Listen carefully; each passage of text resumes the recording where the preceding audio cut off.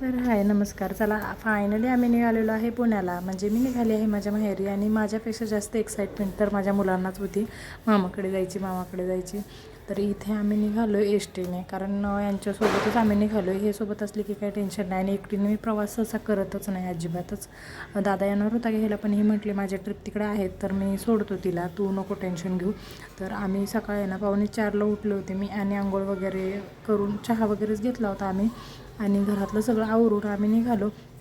पण इथे आल्यानंतर यांना काय लवकर बस मिळालीच नाही, गाडी त्यांची काही मिळाली नाही. त्याच्यामुळे ना 5:45-6ला म्हणजे 6:15 वाजून गेले होते त्यावेळेस आम्ही निघालो. आणि हृदयच्या करामध्ये काय शांत नाही, तो असा शांत अजिबात बसू शकत नाही. त्याचं चाललेलंच असतं काही ना काही ठिकाणी. आणि इथं परी पण काय खाली बसत नव्हती, तिला पण काय वेळ लागलं होतं काय माहिती.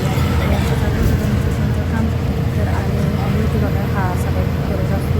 मला बघितलं की एकदम शांत असतो आणि घरीला म्हणजे शांत घरी बसते खाली बसतो झाला.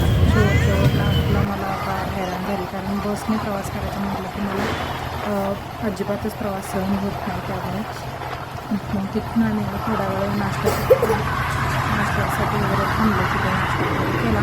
कारण सकाळचे 8:30 9:15 वाजले होते या टायमिंगला.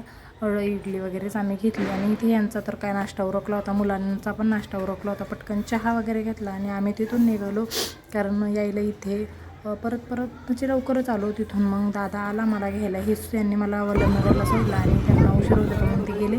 5 मिनिटातच दादा आला आणि त्यांच्या दोघांची चुकामुक झाली. तर तिथून मग दादा म्हटला की मम्मी पण काही कामाला गेलेली होती. मग मी म्हटलं ठीक आहे, जाऊ देत, एक दिवस जाऊ दे, उद्यापासून काय सुट्ट्याच घेणार आहे मग दादाने तिथे तो म्हटला की आपण काहीतरी नाश्ता वगैरे करून जाऊ. आणि हृदयला आणि परीला खायचा होता बर्गर, त्याच्यामुळे ना आम्ही थांबलो होतो इथे बर्गर खायला. इथेही खूप लेट केलं त्यांनी. तर ठीक आहे म्हटलं, आमच्या दोघांसाठी घेतले रोल, पनीर रोल, आणि या दोघांसाठी घेतलं पनीर. तर माझा शॉर्ट मिनी ब्लॉग तुम्हाला कसा वाटला हे कमेंटमध्ये सांगायला अजिबात विसरू नका. आणि आता दिवाळीचं फटाके वगैरे हे सगळं चालूच आहे. तर व्हिडिओ आवडला असेल तर लाईक शेअर सबस्क्राईब नक्की करा. बाय.